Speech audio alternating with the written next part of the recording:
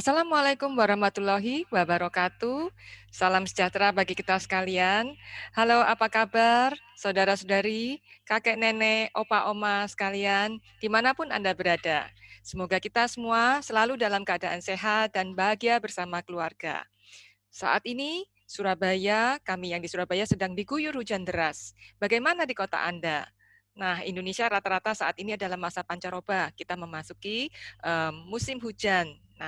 Nah, kita tetap harus waspada, menjaga kesehatan, ya, minum vitamin, makan yang bergizi, cukup istirahat. Itu adalah salah satu yang harus kita lakukan demi menjaga kesehatan di masa pandemi.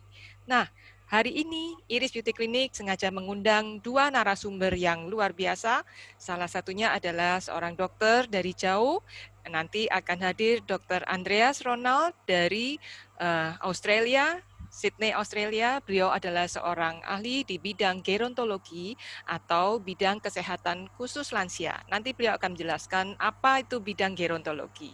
Nah, berikutnya nanti akan ada Dr. Rahadianto yang akan membahas bagaimana sih pemeriksaan laboratorium untuk SARS-CoV-19.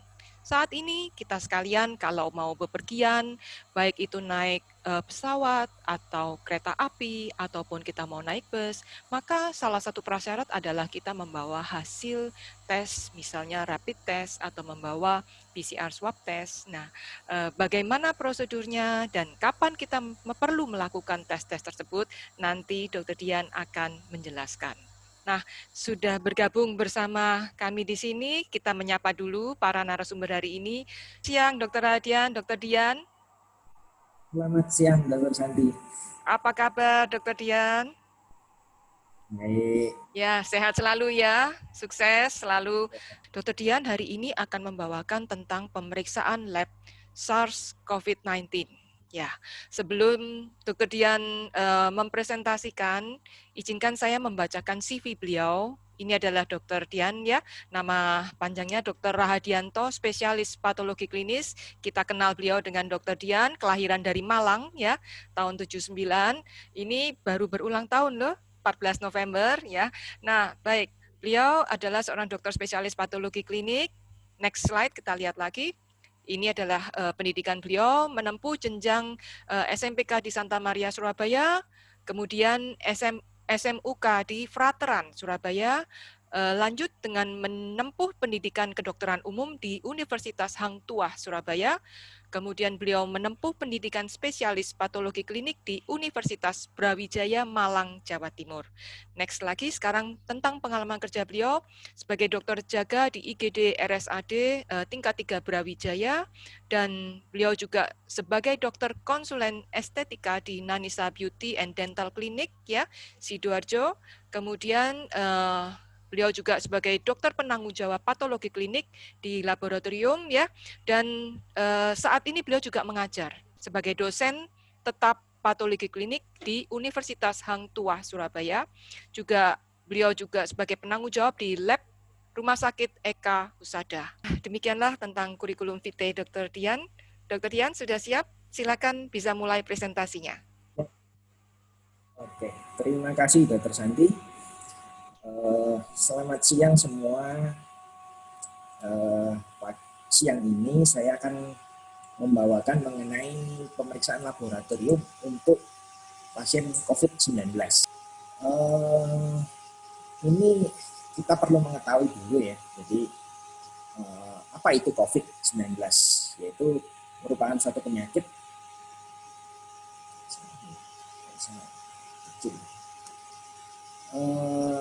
penyakit yang disebabkan virus yang disebut SARS-CoV-2. Jadi Severe Acute Respiratory Syndrome Coronavirus 2. Virus ini masih sekeluarga dengan virus penyebab penyakit flu, misalnya SARS, MERS, seperti itu.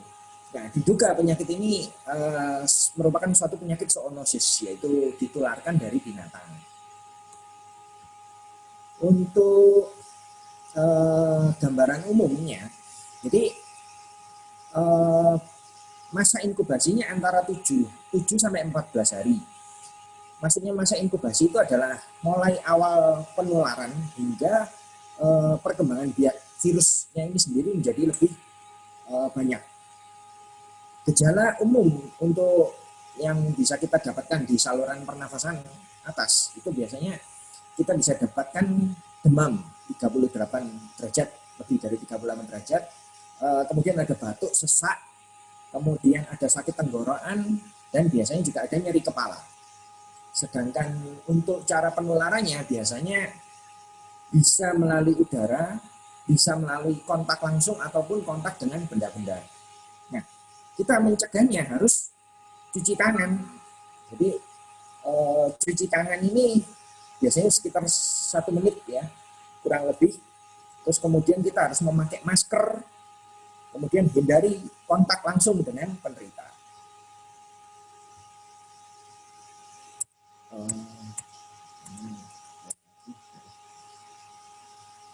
Nah, istilah-istilah yang perlu diketahui, ada istilah pada pasien COVID ini biasanya sudah disetujui oleh WHO ya. Jadi ini perlu kita kenal. Jadi suspek. Saat ini dikenal dengan istilah suspek atau dugaan. Yaitu dulu dikenal sebagai ODP atau PDP. Nah, kemudian istilah lain probable. Probable ini merupakan satu hasil laboratoriumnya inkonklusif atau tidak dapat disimpulkan. Jadi ini masih dugaan kemungkinan. Kemudian confirm. Confirm ini infeksi COVID dengan hasil laboratorium yang positif tanpa gejala ataupun gejala. Nah, kemudian istilah lain yaitu close contact atau kontak erat. Apakah itu yang dimaksud dengan orang dalam pemantauan atau ODP? Yaitu orang dengan gejala demam lebih dari 38 derajat Celcius atau riwayat demam, atau gejala-gejala saluran nafas, gangguan saluran nafas ya, misalnya pilek, sakit tenggorokan, batuk. Nah, dengan tidak ada gambaran penyebab lain, jadi gambaran klinis ini meyakinkan. Dan 14 hari terakhir sebelumnya muncul gejala, pernah terdapat riwayat perjalanan atau tinggal di luar negeri yang ada transmisi lokal atau area dengan transmisi lokal di Indonesia. Nah, pasien dalam pengawasan ini itu jadi kita perlu tahu kalau misalnya ada demam 38 derajat Celcius tadi atau riwayat demam dengan salah satu gejala atau tanda, misalnya batuk, sesak nafas, sakit tenggorokan, pilek, atau radang paru-paru, baik itu ringan hingga berat. Dan tidak ada penyebab lain. Jadi gambaran klinisnya ini meyakinkan sekali untuk kemungkinan COVID. Dan 14 hari terakhir sebelumnya muncul gejala, ada riwayat perjalanan atau tinggal di luar negeri atau area transmisi lokal di Indonesia. Pasien yang lain yang bisa disebut PDP itu kalau ada gejala demam dengan riwayat infeksi saluran pernafasan atas dan 14 hari terakhir sebelumnya timbul gejala, memiliki kontak dengan kasus confirm atau probable COVID. Nah, yang ketiga, kalau misalnya pasien itu ada riwayat ISPA berat atau pneumonia di area transmisi lokal di Indonesia yang membutuhkan perawatan di rumah sakit dan tidak ada penyebab lain, jadi gambaran klinisnya itu meyakinkan. Nah, close contact atau kontak erat ini itu prinsipnya adalah seseorang yang melakukan kontak fisik atau berada dalam ruangan atau berkunjung dalam radiusnya sekitar 1 meter dengan kasus pasien yang dalam pengawasan probable atau terkonfirmasi, atau dalam 2 hari sebelumnya kasus timbul gejala hingga 14 hari setelah timbul gejala. Kategorinya bisa dikategorikan rendah kalau ini hanya kontak dengan kasus PDP. Dan kategori tinggi itu kalau kontak dengan kasus yang terkonfirmasi atau probable. Efek jangka panjang, jadi kita bisa melihat efek apa yang bisa terjadi pada penderita COVID itu. Untuk ke otak bisa terjadi suatu gangguan ingatan dan konsentrasi, ini terganggu. Di daerah mental ada gangguan kecemasan, depresi, gangguan tidur. Nah, di daerah hidung biasanya pasien kehilangan penciumannya. Jadi pasiennya tidak bisa membau. Terus untuk pembuluh darah didapatkan stroke, serangan jantung atau sumbatan pada paru-paru. Nah, terus untuk paru-paru sendiri bisa terjadi kerusakan jaringan paru hingga sampai terjadi gagal nafas. Nah, di otot dan tulang bisa terjadi nyeri sendi dan lelah. Pasiennya itu otot-ototnya seperti capek. Nah, ada gejala yang baru-baru ini cukup mengejutkan ya. Apa itu gejala yang dikatakan happy hypoxia? Ini adalah suatu kondisi di mana kadar oksigen dalam darahnya rendah, tetapi pasien ini tidak mengalami kesulitan bernafas. Nah, ini bisa didiagnosa dengan alat pulse oximetry. Ini sering nih. Jadi kita terakhir ini mengenal alat ini. Alatnya ini cukup dipasangkan di jari aja. Atau mungkin kalau yang baru-baru ini pakai jam ya, jam tangan yang baru itu bisa mendeteksi saturasi oksigen. Nah, berapa sih saturasi oksigen yang normal? Itu diharapkan lebih dari 95%. Dimana kalau kurang dari 90% itu bahaya sekali. Dan kalau kurang dari 75%, pasiennya akan kehilangan kesadaran. Nah, happy hypoxia ini seringkali pasiennya itu tidak menunjukkan gejala apa-apa, tahu-tahu meninggal. Ini yang cukup mengejutkan terakhir ini dari gejala COVID. Nah, biasanya ada tanda-tandanya. Jadi gejala happy hypoxia ini, misalnya contohnya pasiennya itu berkeringat dingin, terus ada nyeri kepala, gelisah, lemas, sesak, saturasi oksigennya kurang dari 90. Itu gejala-gejala yang mungkin bisa menyertai happy hypoxia ini. Terus kemudian penyebabnya sendiri belum jelas ya. Jadi belum diketahui, diduga karena ada 4 ini. Jadi 4 dugaan itu adalah sumbatan pada proses pernafasan. Di gangguan sarafnya sendiri, virus ini mengganggu saraf pada sistem pernafasan. Terus ada kelainan paru-paru karena ketidaksesuaian masuknya oksigen dengan O2 darah, atau kelainan di batang otak. Nah, terus kemudian kita mulai masuk ke tes laboratorium untuk pemeriksaan COVID ini ya. Apa aja bahan yang bisa diambil? Satu, dari darahnya. Darahnya pasien itu bisa diambil untuk diperiksakan antibodinya, serumnya. Terus kemudian dari swab nasofaring atau dari urofaring. Terus kemudian pemeriksaan dahak atau sputum atau jaringan atau hasil tumbah dari paru-paru ya, bronchoalveolar lavage. Untuk screening dan diagnosis, pemeriksaan laboratorium apa yang kita perlukan? Itu kurang lebih seperti ini, darah. Jadi dari darah lengkap, itu terutama hitung limfosit absolut. Di mana limfosit absolut ini ternyata kurang dari 1.500 per mikroliter. Nah, untuk neutrophil limfosit rasionya, itu ada cut off yang sudah kita temukan lebih dari 3,13. Itu dicurigai ada suatu COVID. Tapi ini bukan pasti COVID kalau seperti itu ya. Nah, CRP yang meningkat lebih dari 10 mg per liter itu juga ada dugaan. Nanti saya akan jelaskan di bagian bawah lagi, nanti ada. Nah, pemeriksaan selanjutnya yang penting adalah pemeriksaan molekuler, di mana ini menggunakan RT-PCR atau ya baik RT-PCR ataupun konvensional PCR ya. Atau kalau misalnya tidak ada PCR, kita bisa gunakan rapid test antigen atau antibody. Itu kalau memang pemeriksaan molekuler ini tidak tersedia. Nah, untuk pemantauan, apa aja yang perlu diperiksakan? Ya ini tadi, hematologi rutin atau darah rutin, bisa kita lihat HB-nya, leukositnya, neutrofil, absolute neutrophil count, neutrophil limfosit rasio, trombosit, terus kemudian prokalsitonin atau CRP. Terus kemudian kita bisa lihat juga analisa gas darahnya, elektrolit, terus pemeriksaan lain yang mungkin bisa mendukung. Jadi misalnya pembekuan darah, fungsi ginjal, fungsi hati, atau pemeriksaan-pemeriksaan lain yang kemungkinan menyertai penyakit ini, misalnya glukosanya. Nah, untuk yang pemeriksaan yang untuk mendiagnosa biasanya kita pakai PCR.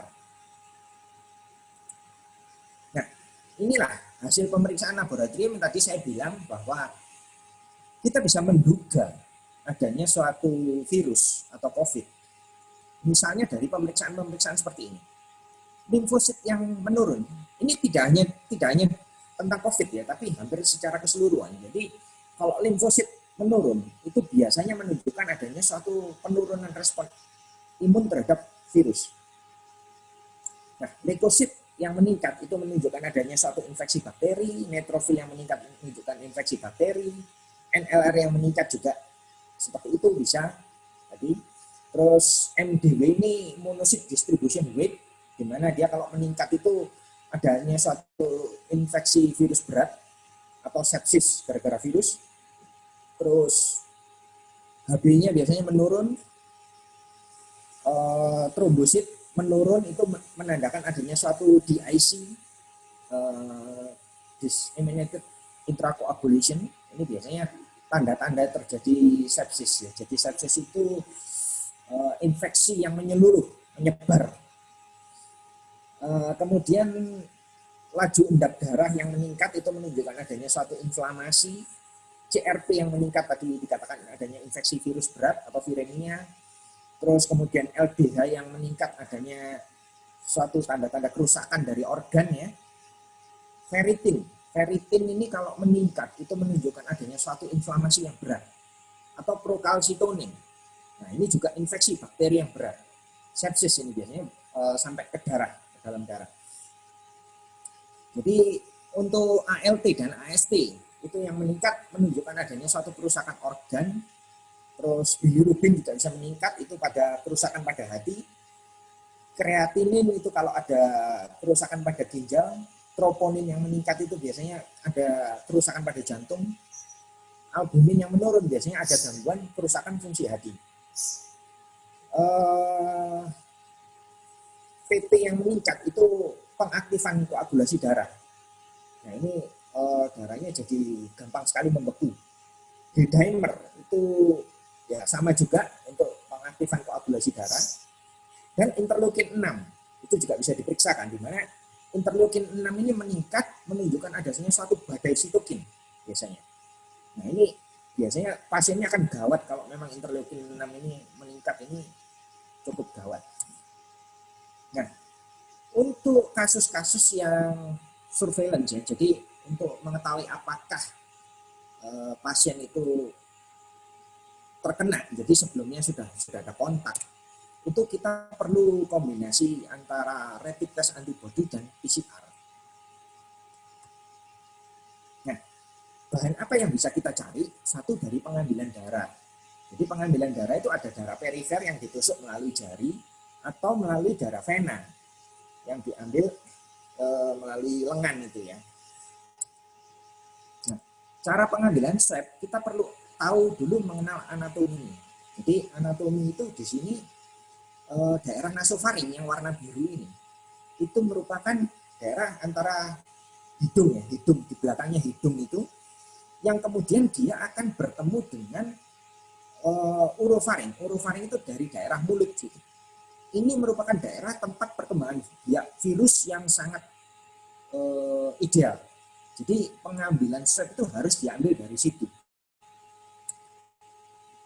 Nah ini swab urofaring. Jadi diambil kurang lebih di depannya apa ya, amandel ya, kalau kita kenal amandel. Terus kalau nasofaring itu dilewatkan hidung, dimasukkan hingga ke belakang. Itu swab nasofaring. Nah, kemudian kita melihat pemeriksaan antibodi. Nah, antibodi ini kita lihat ya, ada tanda C, IgG, IgM. Nah, ini maksudnya C ini adalah kontrol. Dimana kalau kontrolnya keluar garis, itu reagen ini bisa untuk dipakai. Karena reagen ini cukup bagus, masih bagus. kadang setelah diteteskan darah, kontrol ini nggak keluar, itu berarti alat ini rusak, kita harus ganti. Nah, mengenai IgM, IgG ini seperti ini. Jadi ini adalah antibodi. Jadi antibodi yang pertama kali keluar adalah IgM, kemudian akan disusul dengan IgG. IgG ini akan bertahan cukup lama. Jadi antibodi itu kalau kita sudah terkena sesuatu, misalnya kena virus tadi. Gitu. Nah, ini untuk pemeriksaan antibodi ini diperiksakan setelah hari ke-7 setelah terpapar virus. Spesimen yang bisa didapatkan itu dari darah, baik itu darah tepi atau darah vena tadi, dengan biaya sekitar 150.000 sampai 275.000 kurang lebih. Nah, kemudian pemeriksaan kedua, kita pemeriksaan antigen. Nah, kalau kita lihat rapid antigen ini kita hanya menemukan 2. Jadi garis kontrol dengan garis tes. Dimana kalau nanti didapatkan tesnya, kontrol sama seperti tadi, rapid antibody, kalau kontrolnya dia reagennya masih bagus, dia akan keluar kontrolnya, garis kontrolnya. Nah, kalau dia terpapar COVID, itu nanti garis tes ini akan keluar. Nah, antigen diperiksa kapan? Diperiksakan hari setelah kita terpapar virus sampai 3 hari sesudah terpapar virus. Itu sudah bisa diperiksakan. Spesimennya yang diambil dari swab tadi, dari hidung atau orofaring. Biayanya antara sekitar 250 sampai 500.000. Nah, kita lihat kemudian ada perbedaan antara IgM dan IgG ya. Dimana IgM ini kita lihat grafik ini ya, munculnya mulai hari ke-7. Hari ke-7 meningkat sampai hari ke-28. Kemudian IgM ini akan mulai turun pada hari ke-42 ya. 42 ini. Grafik ini ini kan udah mulai turun. Nah, terus sedangkan IgG itu kita lihat bahwa dia mulai muncul hari ke-10. Di sini mulai muncul, dia terus naik terus hingga hari ke-45. Antibodi ini akan lebih cepat terbentuk pada pasien yang bergejala ringan dibandingkan bergejala berat. Kadar IgG dan IgM itu akan lebih tinggi pada pasien bergejala berat dibandingkan dengan yang bergejala ringan. Virusnya dalam tubuh lebih cepat hilang pada pasien yang bergejala ringan. Untuk pemeriksaan PCR ini yang sedang di kadang-kadang sebagai pemeriksaan yang memiliki sensitivitas cukup bagus untuk pemeriksaan antigen. Ini untuk mendeteksi adanya virus di dalam tubuh. Ini yang paling direkomendasikan. Spesimen yang didapatkan dari swab. Swab ini harus 2, jadi dari nasofaring juga, dari orofaring juga diambil biasanya untuk memperbesar. Biayanya antara 750 sampai 900.000. Nah, ini yang saya perlu terangkan agak panjang nih ya. Jadi kalau kita lihat ya grafik ini mulai hari pertama kali kita terpapar virus sampai kurang lebih 21 hari itu RNA virus ini akan tetap ada. Itu di dalam tubuh. Nah, sedangkan antigen sekian hari itu sampai hari ke-5 ke-6 itu akan mencapai puncaknya. Antigen ini akan kemudian turun pada hari ke-10. Nah, swab antigen itu bisa kita periksakan di sini nih. Kalau swab antigen ini positif, hati-hati karena penularannya ini akan sangat tinggi. Nah, kalau kita lihat antibodi, dia baru akan keluar pada hari ke-7 ke-8 ini dan mencapai puncaknya di lebih di 14 hari lebih ke atas ya.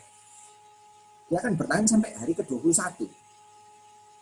Di mana IgM ini akan disusul kemudian dengan IgG. IgG ini akan meningkat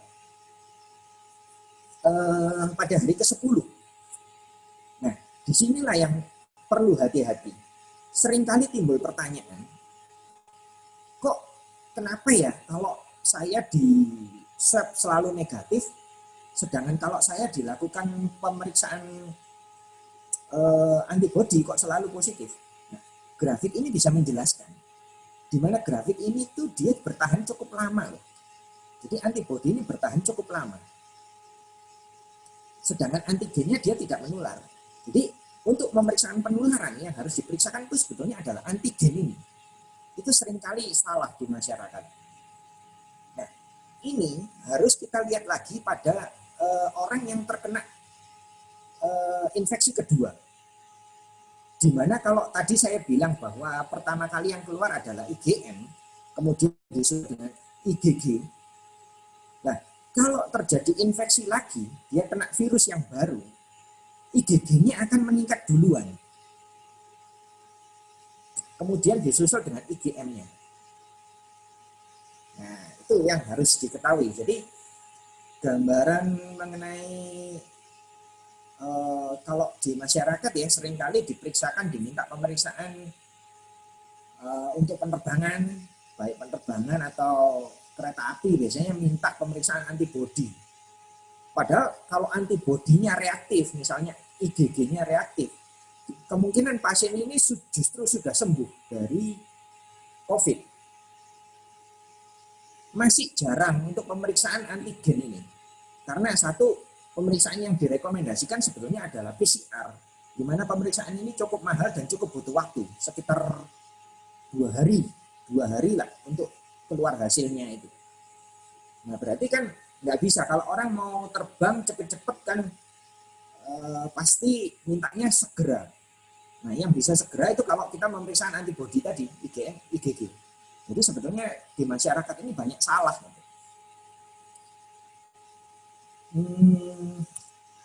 Kemudian kalau kita ambil kesimpulan ya dari pemeriksaan-pemeriksaan tadi, pemeriksaan antibodi itu untuk mendeteksi adanya kekebalan terhadap virus. Sedangkan pemeriksaan antigen untuk mendeteksi apakah virus ini ada. Jadi kalau antigen tadi positif, reaktif, itu tandanya berarti penularannya itu sangat tinggi. Hati-hati. Pemeriksaan PCR dikatakan paling sensitif untuk mendeteksi adanya virus. Untuk rekomendasi WHO itu pemeriksaan PCR dengan dilanjutkan dengan serologi antibodi. Jadi justru pemeriksaan antigen itu untuk saat ini WHO belum merekomendasikan. Itu kesimpulan yang bisa saya tarik untuk sampai saat ini. Kemudian sedikit saya mau membahas mengenai pemeriksaan yang sering kita punyai di rumah ya, POCT. Nah, seringkali kita itu membeli alat yang seperti ini. Biasanya bisa untuk pemeriksaan 3 lagi. Glukosa, asam urat, dengan kolesterol. Nah, sebetulnya apa pemeriksaan ini? Pemeriksaan ini tidak boleh untuk mendiagnosa. Jadi pemeriksaan ini jangan dikatakan misalnya oh gula darah saya waktu ini 200, ini pasti saya kena gula. Jangan karena pemeriksaan POCT ini tidak bisa digunakan untuk diagnosa sebetulnya. Yang lebih bagus kalau kita melakukan pemeriksaan dengan alat yang seperti ini. Jadi ini untuk lab-lab yang lebih kecil, untuk lab yang sudah besar sekali pemeriksaannya banyak, kita menggunakan alat yang seperti ini. Di alat untuk pemeriksaan ini itu ada namanya chip. Chip ini untuk kontrol ya. Jadi kontrol ini bisa digunakan untuk pemeriksaan glukosa, harus khusus untuk glukosa. Seandainya untuk pemeriksaan asam urat, tentunya chip ini harus diganti dengan chip yang khusus untuk asam urat. Itu pun untuk kolesterol. Kolesterol juga seperti itu. Jadi chipnya harus digantikan untuk yang ada di kolesterol. Dan masing-masing botol ini, dia pasti mempunyai chip. Seringkali masyarakat kita salah. Chipnya dibuang, strip reagennya aja yang dipakai. Nah ini nggak cocok itu nanti. Sehingga antara strip chip tes ini dengan reagen stick yang ada di dalam itu harus sesuai. Itu ada nomornya biasanya. Nah ini yang perlu saya tekankan. Jadi satu, bahwa alat POCT ini tidak bisa untuk diagnosa. Terus kemudian kedua, jangan lupa chipnya ini harus berganti-ganti. Jadi jangan pemeriksaan glukosa chipnya tetap pakai untuk pemeriksaan kolesterol karena pasti tidak akan hasilnya nggak akan valid. Ya, sampai ini yang mau saya sampaikan. Mungkin ada yang mau ditanya atau lanjut dulu aja, saya kembalikan ke Dr. Santi. Terima kasih. Terima kasih, Dr. Dian. Ya, menarik sekali ya. Baru kali ini kita membahas detail tentang bagaimana pemeriksaan laboratorium. Nah, sekarang kita akan lanjut dengan presentasi yang kedua. Sudah hadir bersama kami di sini narasumber kita yang kedua, Dr. Andreas Ronald, gerontologi dari Australia. Ya, nah ini profil beliau, saya bacakan dulu, Dr. Andreas Ronald Suryawan, FRA CP, ya. Saat ini beliau berdomisili di Sydney, Australia. Beliau lulusan dari SMA Frateran Surabaya, kemudian melanjutkan Fakultas Kedokteran di Universitas Airlangga. Beliau adalah saudara saya, bersama-sama kami dulu teman sekelas ya di Fakultas Kedokteran Airlangga. Kemudian beliau melanjutkan Master of Health Science in Gerontology di University of Sydney. Lanjut, next slide. Dan saat ini beliau ini ya praktek di Balmain Hospital, kemudian juga di Royal Prince Alfred Hospital, dan beliau juga di Royal Australian College of Physicians. Kemudian, beliau juga masuk sebagai member dalam Australia and New Zealand Society of Geriatric Medicine. Apa itu Geriatric Medicine? Adalah salah satu bidang pendidikan studi medis yang mengkhususkan pada kesehatan lansia. Nanti Dr. Ronald akan lebih menjelaskan. Beliau juga fellow dari Royal Australasian College of Physicians FRACP ya. Jadi fellow of Royal Australasian College. Nah, beliau juga staff spesialis geriatrician. Baik, kita sapa dulu. Selamat siang, Dr. Ronald, atau selamat sore, Dr. Ronald. Halo. Selamat siang, selamat sore semuanya, Bapak Ibu yang saya hormati. Iya. Terima kasih karena meluangkan waktu.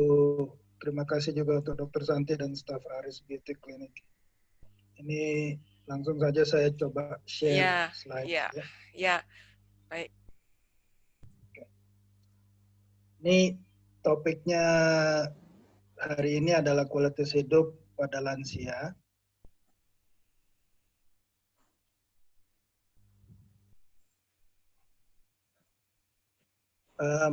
Saya coba bahas secara singkat mengenai beberapa topik ya.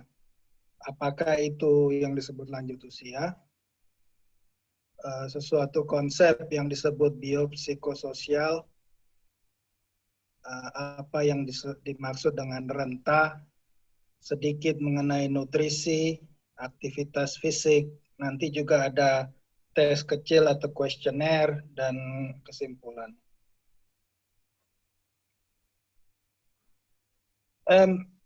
Menurut kesehatan masyarakat di Indonesia, yang dimaksud populasi lanjut usia adalah lebih tua dari 60 tahun, yang bervariasi. Kalau di tempat saya bekerja lebih tua dari 65 tahun. Seperti Anda lihat di poster itu, sebenarnya yang mungkin juga Bapak dan Ibu terhormat sekalian merasakan bahwa jumlah lansia di Indonesia itu sebenarnya tambah lama tambah meningkat, kalau enggak sebenarnya sudah cukup besar. Jutaan ya, tahun 2025 penduduk lansia diproyeksikan 33 juta kira-kira, atau hampir 12% dari total penduduk Indonesia.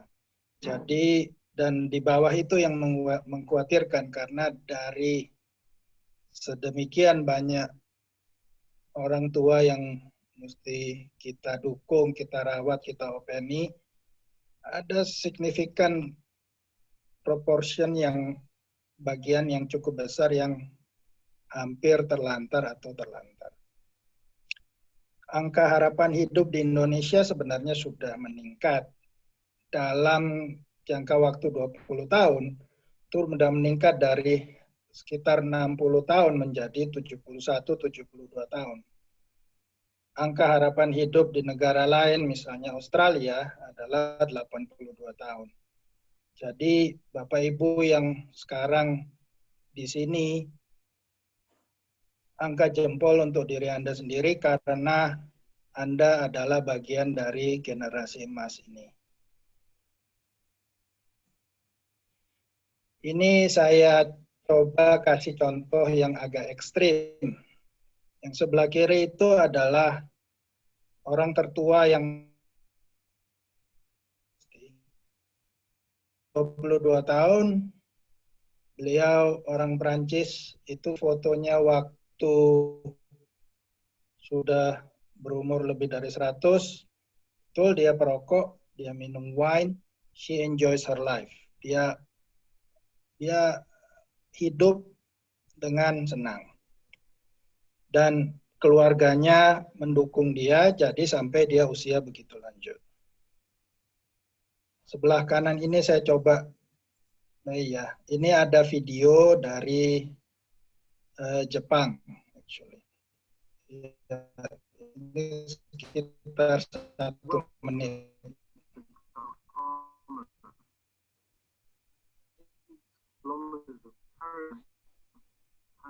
The population is very top down. The members of PDG-84 in Doban with an average age of 84. Ini bukan JKT48, ini KBG 84 karena umurnya mereka rata-rata 84. I thought at first that idols were those who lived a long time and were close to paradise. I wondered if it was my turn to go soon. But it would have been such a shame, as we haven't yet seen Osaka or Tokyo. Ini beliau ini ada keinginan untuk ke kota besar, dan karena mereka bikin grup penyanyi, mereka bisa manggung di kota besar.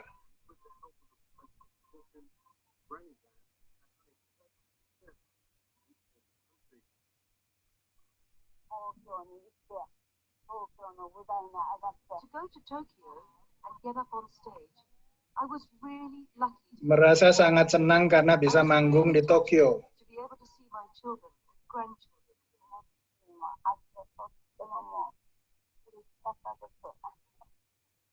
The geriatric divas hope they can pursue their surprising career, carry on touring, taking the country by storm, albeit at their own pace. Jadi itu videonya.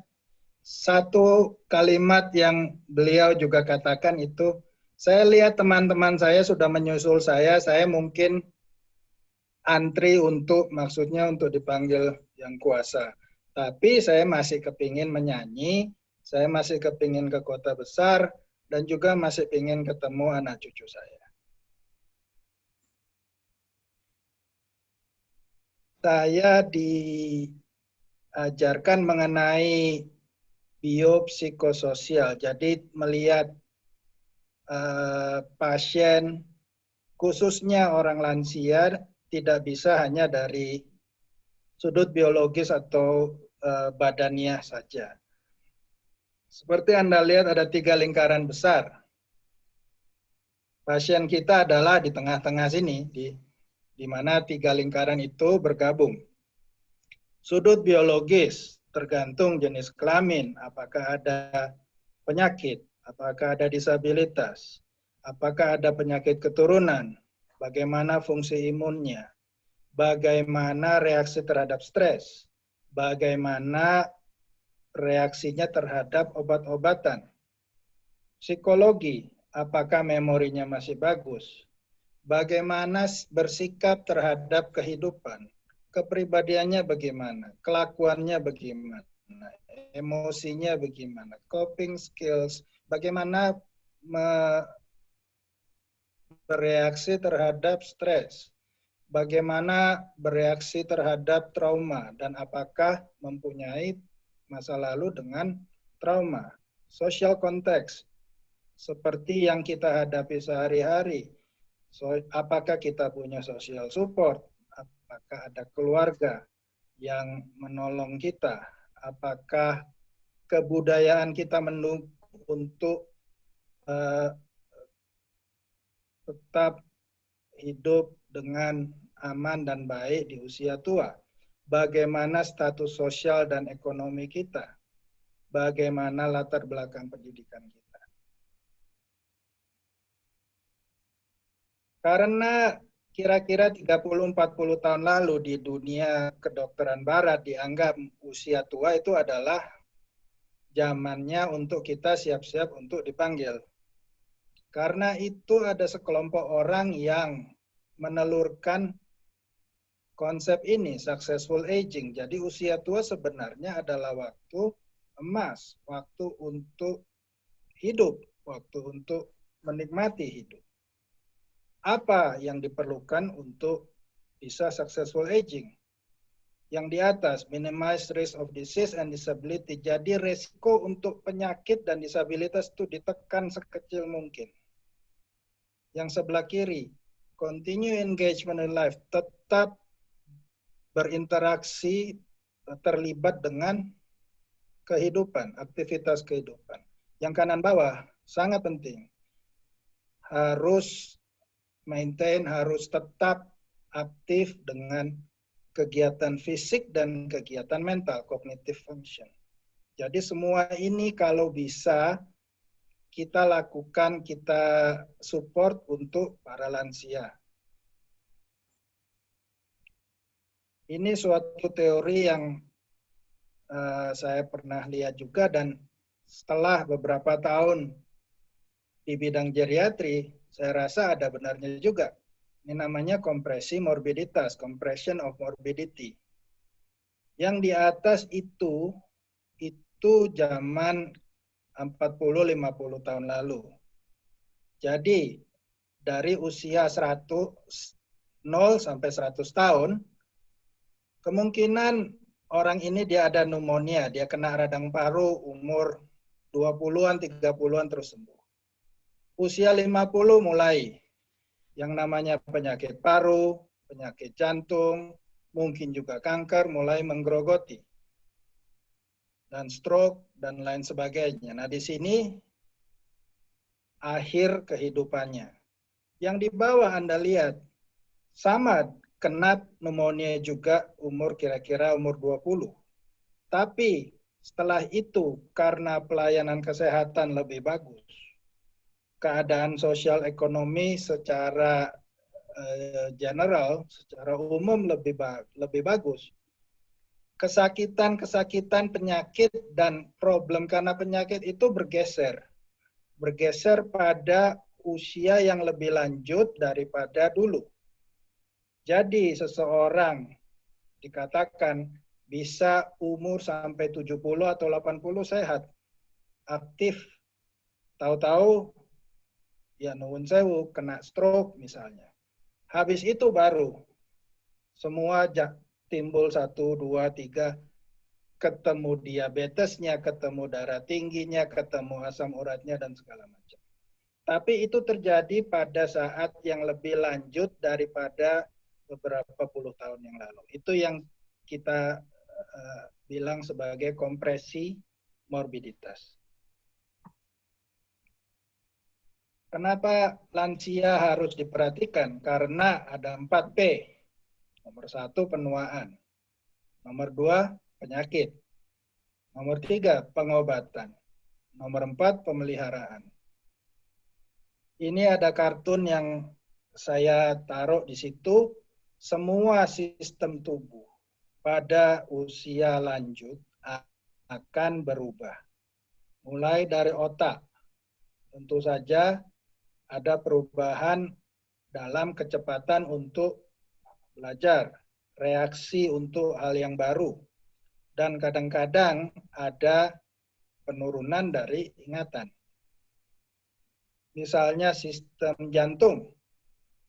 Jantung akan dinding-dindingnya akan mengeras dan akan lebih rentan terhadap pengaruh dari tekanan darah tinggi, pengaruh dari penyakit jantung koroner, dan seterusnya. Sistem apa lagi yang kita lihat?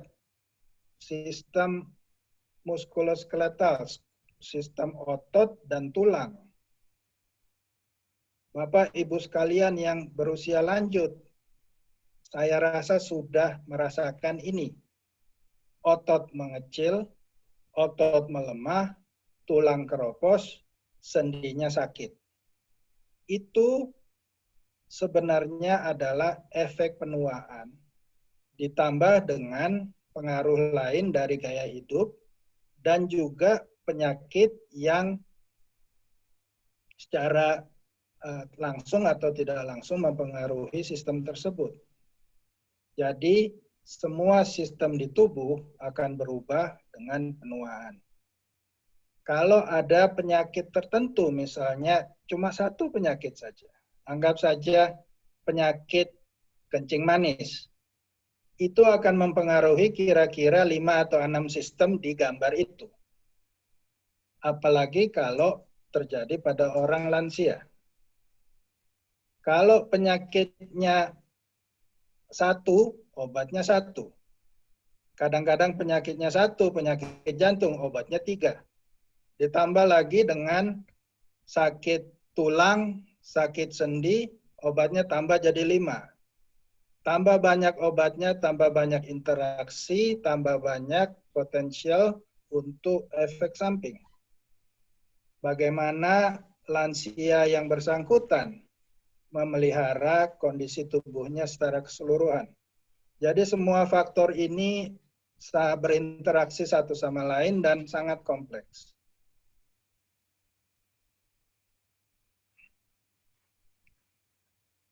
Seperti saya baru bahas tadi, penyakit stroke, penyakit jantung koroner, diabetes mellitus atau sakit gula, emfisema atau penyakit paru obstruktif kronik, itu karena merokok. Dan rokok itu menyebabkan yang semua di atas itu jadi lebih buruk atau menjadi akibat dari merokok. Bisa kita bahas penyakit-penyakit lainnya seperti asam urat, osteoporosis, artritis, dan lain sebagainya. Yang bersangkutan akan minum tablet, minum vitamin, minum ramuan, sampai akhirnya kalau kita tanya berapa macam obat-obatan yang diminum? Lebih dari 5. Dalam teori geriatri, obat lebih dari 5 macam itu dianggap sebagai suatu penyakit tersendiri. Karena ada interaksi antara obat dengan efek samping dan efek-efek lain yang sebenarnya tidak diinginkan. Psikologis itu kompleks, tapi kita alami sehari-hari, apapun usia kita. Kepribadiannya bagaimana? Emosinya bagaimana? Perilakunya apa tetap sama, apa berubah? Pengalaman hidup dari berikutnya, apalagi di zaman coronavirus begini, akan berubah. Stresor sudah jelas. Ada PSBB, tidak bisa keluar, mesti pakai masker, tidak bisa ke tempat ibadah, macam-macam. Ketahanan terhadap stresor akan sangat diuji. Memori seharusnya dengan lanjut usia, mitosnya adalah Anda akan pikun. Tidak. Pikun itu penyakit tersendiri yang namanya demensia. Macam-macamnya banyak. Ada suatu kondisi yang namanya mild cognitive impairment. Jadi penurunan ingatan yang ringan. Itu dianggap satu kondisi sebelum demensia. Tapi kalau kita bilang bahwa tua sama dengan lupa, saya tidak setuju. Depresi juga bisa terjadi, mungkin sering terjadi pada orang lansia dan bisa diterapi dengan obat-obatan dan psikoterapi. Delirium adalah suatu keadaan akut, mendadak dia berubah keadaan mentalnya. Dan itu sebenarnya bahaya, sangat bahaya, jadi perlu dilihat oleh dokter secepatnya. Faktor sosial, beruntunglah Bapak Ibu yang sekarang di forum ini yang hidup di Surabaya atau hidup di Jawa Timur atau di Indonesia. Sistem budaya kita berbeda. Di sana keluarga, kawan, handai taulan, organisasi, kelompok dari gereja, kelompok dari masjid, semua ada untuk support Anda. Di sini tidak ada. Kita harus ke pemerintah untuk minta support dari pemerintah kalau misalnya ada lansia yang jatuh terus dapat disabilitas misalnya. Latar belakang budaya seperti saya bilang tadi, kalau Anda hidup di lingkungan dengan keluarga besar yang bisa saling membantu, itu suatu keberuntungan, suatu berkat untuk Anda. Latar belakang pendidikan Anda, latar belakang kawan-kawan atau kelompok Anda juga sangat penting. Situasi terkini dengan zaman coronavirus akan sangat berpengaruh dan mungkin sudah berpengaruh dan di masa depan sangat berpengaruh untuk keadaan faktor psikososial lansia terutama di Indonesia yang sekarang lagi meningkat ya. Satu yang saya perlu sampaikan adalah meskipun Anda lansia tapi Anda sekarang dalam Zoom meeting bersama Iris Beauty Clinic, Anda mendapat informasi dari sini, Anda mendapat informasi dari WhatsApp, Facebook, YouTube, televisi, media cetak, getok tular, gosip, kelompok keluarga, kelompok kawan-kawan. Informasi ini melimpah sekarang, Bapak Ibu, dan sedapat mungkin harus disaring secara bijaksana. Ini yang di kedokteran geriatri jadi agak masih trendy ya. Ini disebut frailty yang saya terjemahkan sebagai renta. Jadi badan itu lelah, merasa lemah, bergerak jadi lebih pelan terutama jalan. Penurunan berat badan tanpa diet, tanpa memang niat untuk menurunkan berat badan. Yang turun, yang hilang itu bukan lemak, tapi otot. Seperti Anda lihat itu. Ototnya jadi kecil, lemaknya yang menggantikan otot, jadi tenaganya berkurang. Alat itu adalah untuk mengukur hand grip. Jadi kita bisa monitor seberapa lemah atau seberapa kuatnya orang tersebut. Sebelah kanan adalah tingkat-tingkatan dari kerentaan yang dipakai untuk riset. Seperti Anda lihat dari nomor 1, sangat fit, jadi independen, bergerak bebas, olahraga, dan seterusnya. Dan sampai tingkat 9 yang terminally ill, jadi sudah dekat untuk akhir hidup karena penyakit, disabilitas, dan seterusnya. Kalau Bapak Ibu bisa kira-kira ambil satu nomor yang cocok keadaan Anda sekarang yang di mana? Nomor 1, nomor 2, tentu aja nggak nomor 7, nomor 1 atau nomor 2. Nutrisi. Ada yang mungkin Anda sering lihat body mass index atau indeks massa tubuh. Yang ideal kira-kira 20-25 itu cara mengukurnya ada itu. Kilogram dibanding tinggi centimeter square. Langsing apakah sama dengan sehat? Belum tentu. Sedikit naik di body mass index sebenarnya dari riset umurnya lebih panjang daripada yang body mass index-nya rendah. Itu ada riset yang menyatakan begitu. Relatif dan bervariasi tergantung umur, jenis kelamin, aktivitas, apakah penyakit, supportnya, budaya, dan sosioekonomi. Kesehatan gigi dan mulut juga sangat penting dalam hal nutrisi, karena percuma kalau Anda ingin makan dan makanannya ada tapi giginya rusak. 4 sehat 5 sempurna zaman saya SD dulu sekarang sudah diganti dengan pedoman gizi seimbang. Protein, vitamin D dan kalsium, batasi minyak, garam, gula, dan kalori. Alkohol sangat penting di sini, cuma saya rasa di Indonesia bukan suatu faktor yang besar. Ini kartunnya menggambarkan apa yang baru saya jabarkan tadi. Jadi mulai dari bawah cukup hidrasi, cukup minum air, sampai yang paling atas yang harus dibatasi garam, gula, dan minyak. Aktivitas fisik. Apapun yang Anda biasa dan Anda enjoy, lakukan. Tidak perlu berat, yang penting teratur.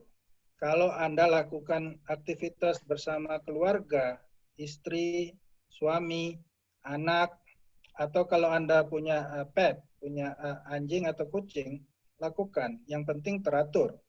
Dan ada break, ada jeda di antara waktu-waktu Anda melakukan itu.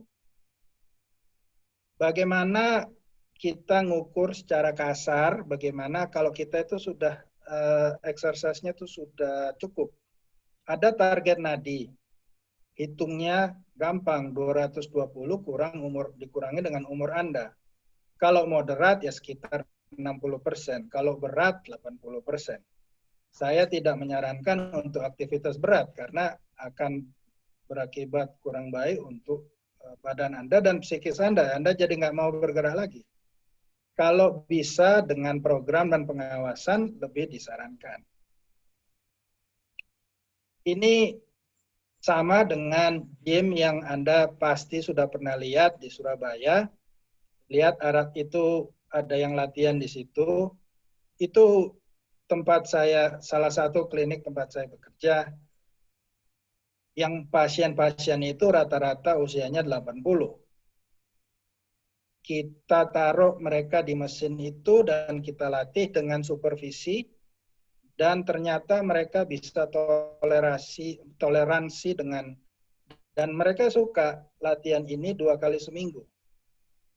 Yang paling bawah itu beliau baru meninggal tahun ini, 95 tahun. Sebelah kiri itu fotonya waktu dia ikut lomba lari. Itu salah satu klien kita di klinik itu. Jadi jangan takut dengan latihan beban. Kalau bisa dengan supervisi, dengan pengawasan. Ini saya ambil dari CDC. Jadi menurut CDC yang dari Amerika, Center for Disease Control, mereka menganjurkan 150 menit per minggu. Itu Anda lihat bermacam-macam aktivitas, dansa aja dimasukin di situ. Jadi yang senang dansa, silahkan. Yang sebelah kanan itu Anda pasti mungkin sudah pakai salah satu alat itu. Itu jam yang bisa ngukur kayak pedometer, jadi berapa langkah yang kita lakukan sehari, berapa kalori yang kita habiskan, apakah itu sudah sesuai dengan target exercise kita. Sangat umum. Kalau Anda punya HP, pasti bisa jadi alat untuk pedometer, untuk mengukur langkah. Targetnya secara umum 10.000 langkah satu hari. Cuma jangan langsung begitu. Capek nanti. Kira-kira berapa ribu sehari dan coba dinaikkan pelan-pelan. Ini bukan tes, ini sebenarnya kuesioner yang digunakan untuk mengetahui kualitas hidup pada lansia. Jadi ini tes ini kalau tidak salah dari Inggris, cuma sudah diterapkan secara luas di dunia. Anda lihat pertanyaan-pertanyaan itu sepertinya sangat mendasar dan sudah kita bahas beberapa menit yang lalu. Apakah saya menikmati hidup saya, ya atau tidak? Saya berharap dan untuk melakukan sesuatu, ada planning untuk aktif. Saya cukup sehat dan untuk aktif keluar rumah. Kalau perlu keluarga, kawan, tetangga bisa tolong. Saya ada hobi dan kegiatan yang saya suka. Saya terlibat dengan suatu aktivitas. Saya cukup sehat untuk hidup independen. Saya senang dengan aktivitas saya. Saya merasa aman. Saya puas dengan tempat tinggal saya. Saya hidup apa adanya dan mencoba untuk melakukan yang terbaik. Saya merasa beruntung. Saya punya dana cukup untuk mencukupi biaya hidup sehari-hari. Basic questions, pertanyaan dasar, tapi inilah yang kenyataan yang kita harus hadapi, kita harus support pada lansia. Jadi kesimpulan saya dari presentasi singkat ini, masa lansia, huruf A itu penting. Pertama, kita mesti aman. Kedua, ayam, hati harus tenang, harus aktif. Sikap itu harus positif attitude. Amin, spiritual kita harus sip. Dan antisipasi itu penting. Harus antisipasi kalau sakit, kalau mesti swab COVID, kalau ada keluarga yang sakit, kita mesti antisipasi. Semua itu supaya bisa independen. The goal is to be independent. Terima kasih banyak. Terima kasih, Dr. Ronald. Ya, ternyata tentang geriatri ya banyak yang hal-hal sederhana, tapi harus kita perhatikan ya supaya membuat lansia hidup kita di masa-masa golden age ini jadi bisa bahagia bersama keluarga ya, kita bisa dalam kesehatan yang prima. Nah, baik Bapak Ibu, Opa Oma, Kakek Nenek yang ingin memberi pertanyaan, yang ada yang ditanyakan silahkan tuliskan di kolom chat. Yang pertama adalah dari Bapak Gatot Trianto. Nah, ini bila ada gejala COVID, langkah apa yang bisa dilakukan bagi orang tua pria usia 60 tahun dengan komorbid DM, artinya ada diabetes mellitus dan jantung. Ini kayaknya bisa dijawab oleh kedua-duanya. Mungkin yang pertama saya persilahkan Dr. Ronald dulu, kemudian nanti Dr. Dian. Silakan, Dr. Ronald. Terima kasih. Nomor satu komentar saya, usia lansia, kalau kena COVID, prognosisnya lebih buruk, dan maaf, angka kematian proporsi paling besar adalah lansia. Jadi kalau bisa pencegahan itu nomor satu, 3M, 3M, 3M. Kalau Anda sudah didiagnosis sebagai positif coronavirus, dengan tes apapun yang Dr. Dian baru jelaskan, Anda harus nomor satu ingat diri Anda sendiri untuk isolasi, dan nomor dua ingat orang di sekeliling Anda supaya tidak tertular. Isolasi yang saya tahu sampai sekarang 14 hari. 14 hari. Kalau tidak ada gejala atau gejalanya ringan. Tapi virus ini benar-benar celaka. Jadi kemungkinan dengan diabetes Anda, dengan obat apapun yang sekarang Anda pakai, terutama penting kalau Anda pakai insulin, bisa sekarang tidak bergejala, tapi dalam beberapa hari virusnya itu baru bereaksi dan menimbulkan gejala. Itu yang celaka. Dan itu yang saya maksudkan salah satu dengan huruf A itu antisipasi. Kalau Anda sudah didiagnosis, nomor satu isolasi, nomor dua harus ada support di rumah selama isolasi, nomor tiga Anda mesti tahu kemana pergi untuk cari pertolongan. Kalau Anda ke klinik, kliniknya mungkin tutup karena dokternya juga positif. Kalau Anda ke rumah sakit A misalnya, Anda mungkin dirujuk ke rumah sakit lain yang lebih lengkap.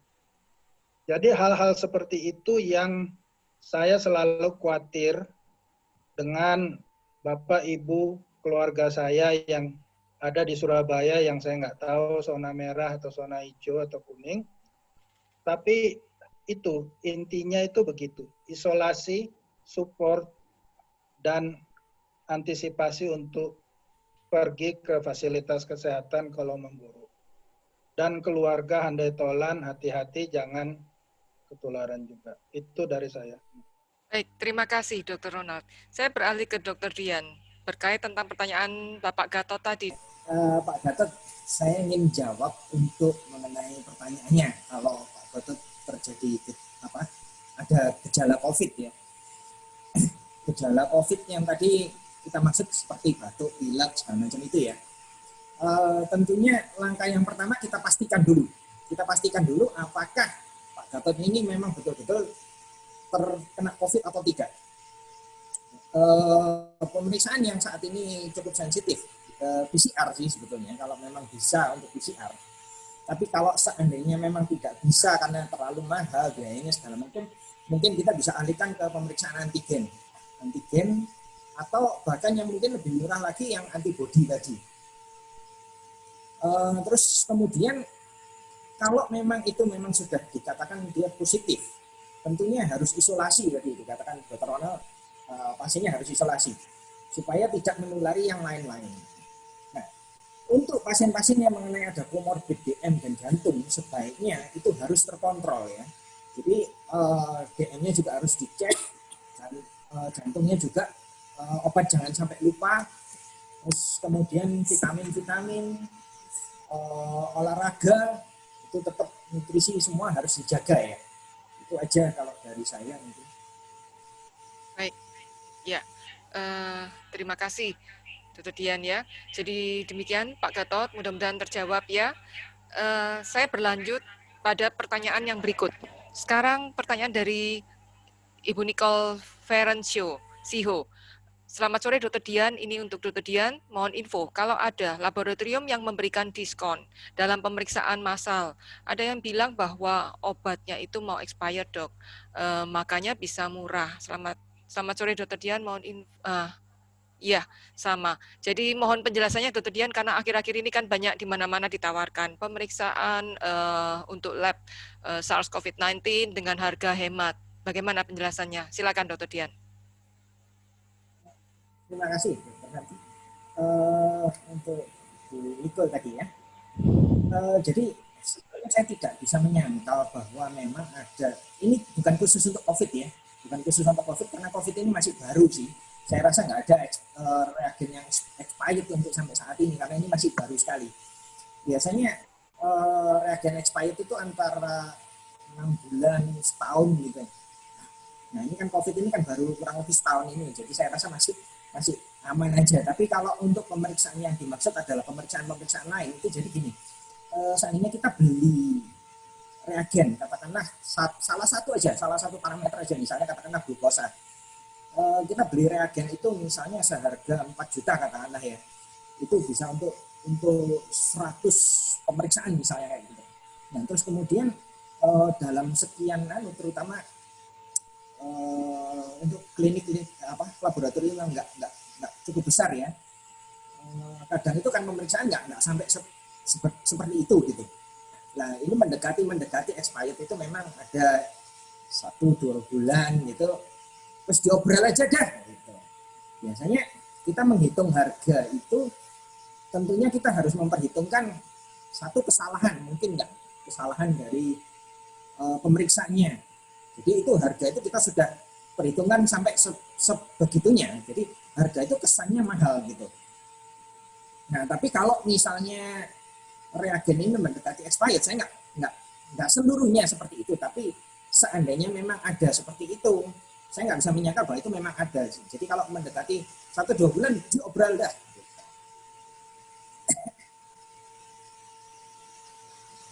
Untuk laboratorium yang obralan ya memang saya nggak tahu jelas ya, tapi sebaiknya ya nggak mencari yang laboratorium seperti itulah. Karena sebetulnya banyak pemeriksaan yang juga sudah di korting biasanya untuk MCU segala macam itu tentunya biayanya akan lebih rendah. Jadi kalau misalnya pasiennya itu bisa bawa 50 pasien gitu, tentunya harga pemeriksaannya akan lebih rendah daripada kita periksakan satu-satu gitu. Baik, Dr. Dian, Ya, mudah-mudahan terjawab ya. Jadi supaya kita tidak ada keraguan-keraguan dalam melakukan pemeriksaan ya. Kita berlanjut. Ini semakin banyak pertanyaan yang masuk untuk Dr. Ronald dan Dr. Dian ya. Berikut sekarang kita bahas pertanyaan dari Ibu Elisa. Ini Ibu Elisa ini sharing bahwa kami sekeluarga rapid test dan hasilnya saya dengan suami IgG reaktif dan anak non reaktif. Maka kami lanjut dengan PCR swab test ini. Maksudnya hasilnya saya positif dengan CT value 28,62. Suaminya negatif, sementara anak tidak dites. Nah, pertanyaannya, kira-kira kapan perkiraan saya ini terinfeksi? Apakah mungkin ini infeksi kedua? Kemudian, apakah kami perlu sekeluarga tes PCR ulang, mengingat suami negatif dan anak non-reaktif? Bila perlu, kapan harus dilakukan tes tersebut? Ya, terima kasih. Bu Elita, jadi saya coba jawab ya. Jadi kalau ditanya kapan kira-kira perkiraan infeksinya ya antara 7 sampai 14 hari itu. Cuma begini, memang sudah betul. Jadi kalau misalnya IgG reaktif, itu perlu kita lanjutkan untuk pemeriksaan apakah ini menular atau tidak. Nah, pemeriksaan penularan itu kita melalui PCR. Saat ditemukan bahwa suami IgG-nya sudah reaktif, itu tadi saya bilang kemungkinan suami ini sudah kebal. Tapi hati-hati terhadap reinfeksi ya. Reinfeksi di mana dia kalau reinfeksi dia juga bisa sakit lagi. Nah, untuk Bu Elisa sendiri yang dikatakan masih positif ya. Positif berarti masih ada risiko penularan di sini karena antigennya ini masih terdeteksi di tubuh. Nah, kalau untuk anak-anak untuk saat ini karena belum ada pemeriksaan ya memang sebaiknya kalau orang tuanya sudah positif dan mereka kontak erat sebaiknya memang diperiksa. Kalau PCR saya rasa bisa secepatnya ya karena sebetulnya pemeriksaan PCR itu seperti ini.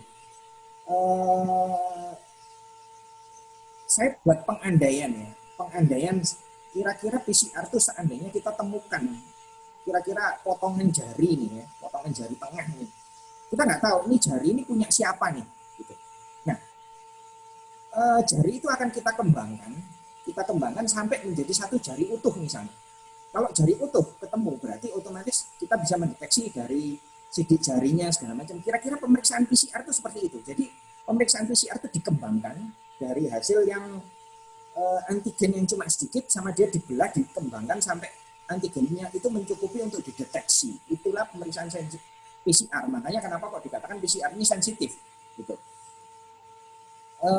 Untuk pemeriksaan sebaiknya kapan secepatnya aja.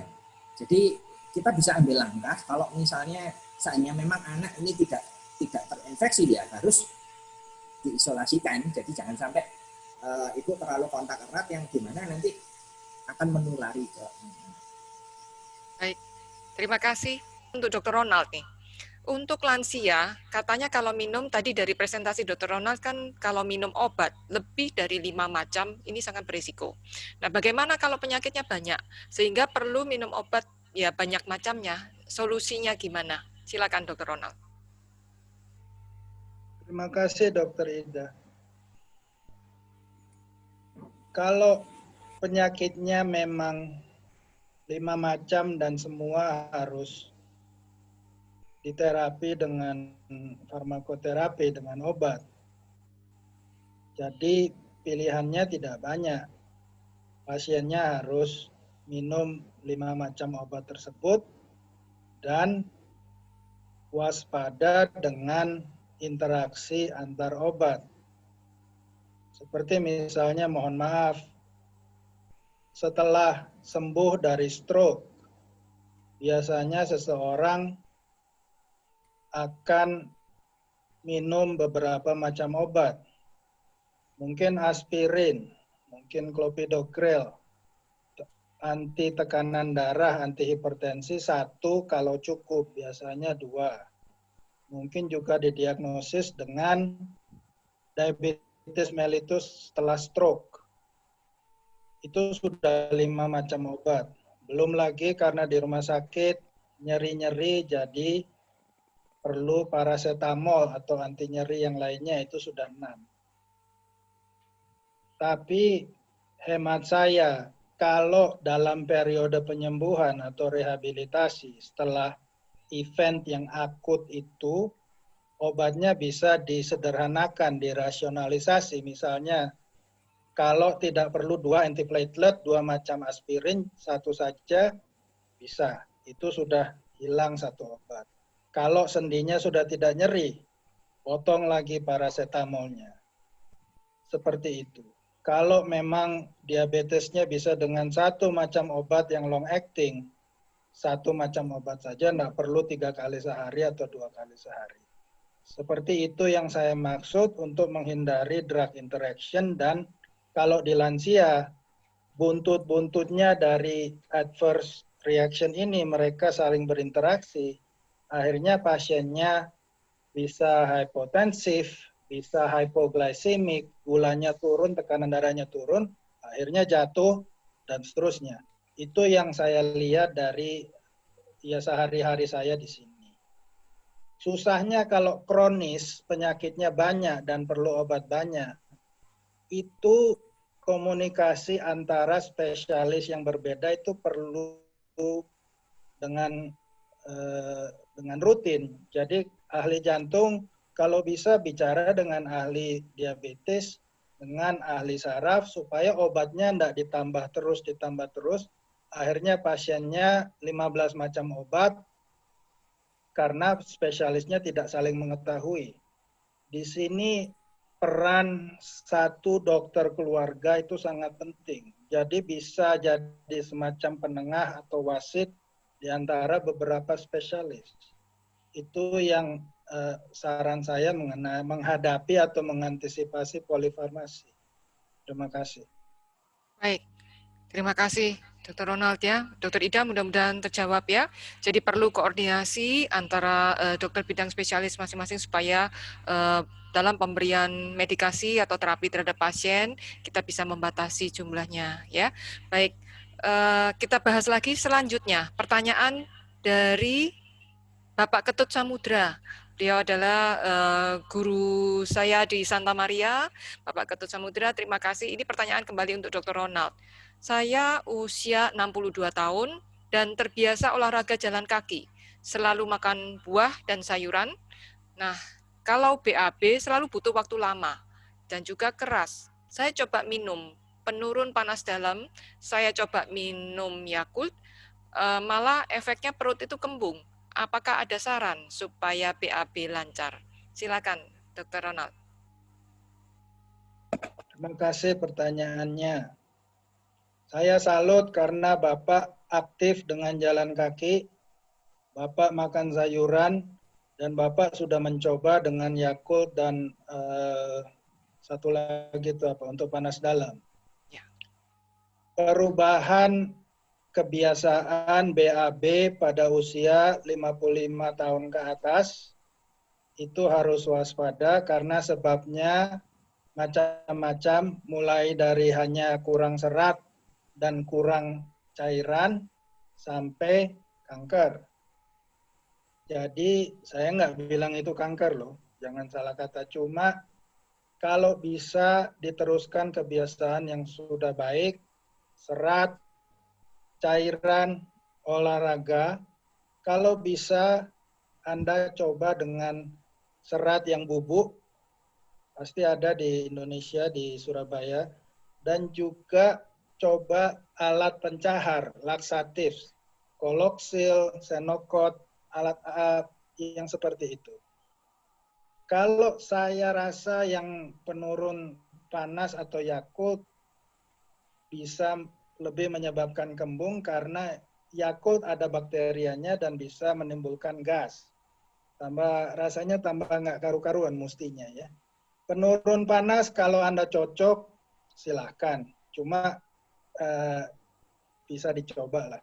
Tapi coba laksatif, coba serat, coba hydration, coba cukup minum. Kalau ada tanda-tanda bahaya, berat badan turun, ada darah di pupnya, itu sebaiknya Anda ke dokter, kalau bisa dokter penyakit dalam, gastroenterologi, atau ahli bedah. Karena itu Anda mesti lebih waspada pada usia emas ini, usia 60. Terima kasih. Ya, baik, terima kasih Dr. Ronald. Bu Lia Megawati, kepada Dr. Dian. Nah, pertanyaannya adalah pasien usianya 67 tahun, setelah 14 hari isolasi di rumah sakit karena COVID, dan saat ini sudah dinyatakan negatif, sudah diperbolehkan pulang. Setelah sampai di rumah masih ada sesak napas. Sekarang sudah sampai di hari ke-15 dan masih ada sesak nafasnya. Pasien tersebut tidak mau kembali lagi ke rumah sakit. Nah, apa yang sebaiknya dilakukan?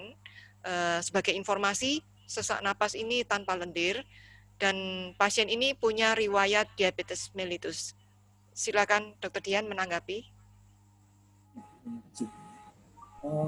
Mengenai pasien yang sebetulnya sudah diperbolehkan pulang, itu tentunya kalau hasil pemeriksaannya sudah negatif ya. Nah di sini memang penyembuhan itu cukup butuh waktu karena seperti tadi yang di slide saya bahwa COVID ini dalam jangka panjangnya itu membuat kerusakan yang penyembuhannya itu cukup dibutuhkan waktu, jadi nggak bisa langsung seketika. Ya tentunya kalau memang ada sesak, tetap minum bronchodilator ya, bronchodilator supaya bisa membantu sedikit lah, bisa membantu. Ya, istirahat, tetap makan, olahraga, terus kemudian ya memang nggak bisa olahraga yang dipaksa ya, jangan dipaksakan, jangan terus habis itu lari misalnya seperti itu. Vitamin-vitamin itu sebaiknya tetap dijaga.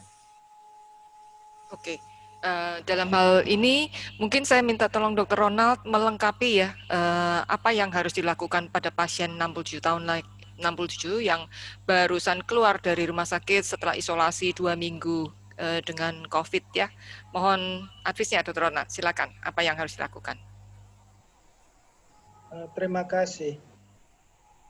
2 minggu di rumah sakit, terus dibebaskan pulang, banyak syukur karena bisa pulang. Tapi mohon kita ingat, COVID ini merusak paru. COVID ini merusak jantung. 2 organ itu sudah cukup untuk tetap menimbulkan problem meskipun swab-nya sudah negatif, sudah keluar dari rumah sakit. Ada kondisi yang dinamakan lung fibrosis, jadi parunya itu berubah jadi jaringan parut. Dia tidak bisa kembang seperti normal sebelum kena COVID. Jantung juga mengalami stres yang luar biasa kalau kondisi COVID. Saya tidak tahu apakah pasien tersebut gejalanya di rumah sakit ringan, sedang, atau berat. Kalau gejalanya berat, saya tidak akan terlalu terkejut kalau habis pulang masih sesak napas. Nomor 1 ada sisa-sisa kerusakan organ. Nomor 2 ada jadi tidak bergerak, hanya di tempat tidur berjalan sedikit. Badannya itu fungsinya jadi menurun. Itu perlu waktu untuk penyesuaian.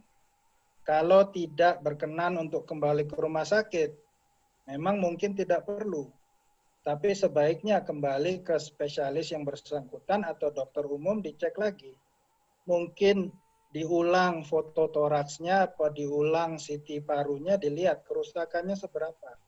Karena kalau perlu support sampai badannya kembali ke sebelum sakit, itu mesti dilakukan. Kalau enggak, tuh proses penyembuhannya akan pelan. Itu komentar saya. Terima kasih. Baik, sekarang untuk Dr. Dian dari Ibu Nicole Feren Siho. Dr. Dian dan juga Dr. Ronald untuk dua-duanya ya, mohon info kalau ada pasien COVID-19 yang negatif, tapi kemudian setelah beberapa hari tiba-tiba meninggal. Nah, ini apa yang menyebabkan tiba-tiba meninggal? Apakah karena side effect dari obat-obat yang diberikan selama terapi COVID, ataukah karena virus COVID-19 yang sudah mati, masuk pembuluh darah? Nah, mungkin dalam hal ini, Dr. Ronald, Dr. Dian, kita luruskan sehingga pemahaman masyarakat bisa lebih clear. Silakan, mungkin Dr. Dian dulu.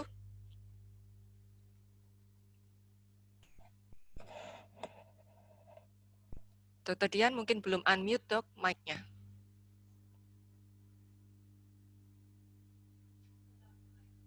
Ya, akan dibantu dari admin ya.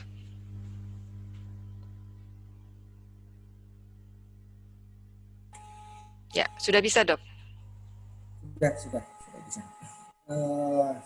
Terima kasih. Jadi gini, kalau kita tadi dikatakan negatif ya, negatif ini dari sisi mana? Dari pemeriksaan apa tadi? Apakah dari pemeriksaan antibodi? Di mana antibodi ini sensitivitasnya itu sangat rendah, jadi kurang dari 50% dikatakan. Sedangkan yang PCR aja, kalau hanya PCR tok, itu kurang lebih sensitivitasnya, itu kurang lebih sekitar 50% lebih. Jadi dikatakan negatif, apakah itu betul-betul negatif? Itu yang harus jadi pertanyaan kita. Kalau itu ternyata memang gara-gara virusnya, itu berarti virusnya sendiri tidak masuk ke dalam darah terus kemudian menyebabkan kematian. Dia menyebabkan kegagalan organ lainnya. Jadi untuk pasien-pasien yang diabetes segala macam, dia akan efek kegagalan organ aja sudah tinggi. Hanya untuk kasus-kasus yang diabetes segala macam itu sudah tinggi. Apalagi kalau kena COVID. Gitu. Jadi soal kematian tadi bisa disebabkan happy hipoksia yang memang sebelumnya tidak tampak gejala apa-apa, tahu-tahu meninggal. Itu yang memang saya tadi sempat tekankan di situ. Terus kemungkinan-kemungkinan yang lain ini harus selalu diperhatikan. Jantung misalnya, dia merusak sampai ke jantung, ya risiko kematian tentunya akan tinggi. Dari saya sih seperti itu. Mungkin Dr. Ronald mungkin bisa menambahkan. Oke, terima kasih. Dari Dr. Ronald, silakan menambahkan Dr. Ronald. Iya, terima kasih. Saya setuju dengan Dr. Dian 100%. Yang pertama itu diagnosisnya harus ditegakkan dulu apakah itu COVID atau bukan COVID. Karena di Indonesia, negara tropis yang saya cintai ini, banyak sekali infeksi lain yang menimbulkan gejala seperti COVID. Untuk orang lansia, kena influenza saja bisa fatal. Itu satu kemungkinan bahwa diagnosisnya tidak valid, maksudnya tidak mesti diulang. Nomor dua, kalau memang diagnosisnya, kalau memang keadaan itu karena COVID, tesnya aja yang negatif dan perlu diulang. COVID seperti Dr. Dian bilang, nomor satu, merusak organ tubuh, paru, jantung. Nomor dua, menimbulkan reaksi imun dari badan yang bisa membunuh hostnya, jadi pasiennya yang kena reaksi. Jadi dua kemungkinan itu bisa terjadi dan dua-dua bisa menyebabkan mati mendadak. Ketiga, COVID menimbulkan pengentalan darah yang luar biasa. Jadi itu darah itu jadi kental, jadi clot, jadi gumpalan. Satu gumpalan itu lari ke pembuluh darah besar di paru sudah. Satu gumpalan lari ke atas jadi stroke. Dan seterusnya. Itu jahatnya COVID. Jadi tiga itu jantung, paru, sama clot, sama kekentalan darah itu. Meskipun diagnosisnya itu sebenarnya kalau memang ditreat, diterapi sebagai COVID, bukan obatnya yang menimbulkan kefatalan. Karena sejauh saya sampai sekarang, COVID itu tidak ada obat yang 100% dibilang bisa menyembuhkan. Jangan salah, semua obat yang dikasih sampai sekarang itu secara riset tidak ada yang 100%.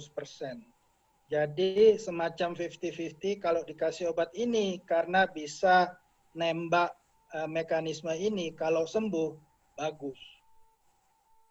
Vaksin cerita lain lagi. Tapi jawaban saya untuk kasus yang seperti itu adalah kayak begitu. Terima kasih. Baik, terima kasih Dr. Ronald. Ya, perbincangan kita menarik banget ya. Tapi waktunya sudah sampai di ujung ya. Waktu kita sudah habis. Jadi sebelum kita tutup untuk acara kita hari ini, saya ingin Dr. Ronald menyampaikan satu conclusion atau take home message buat semua pemirsa hari ini. Silakan Dr. Ronald. Sabar dan waspada. 3M. Setelah ini akan sereda, wabah ini rendah, Anda, lansia, dan kita semua akan hidup normal lagi. Amin. Ya, terima kasih Dr. Ronald. Ya, kemudian dari Dr. Dian, silakan Dr. Dian, satu conclusion. Sebaiknya pencegahan mengenai COVID ya, tetap melalui cuci tangan, masker, jaga jarak. Itu penting sekali. Nah, kalau memang sudah terkena, jangan lupa untuk fisioterapi tadi, diet, perlu dijaga. Baik, terima kasih Dr. Dian.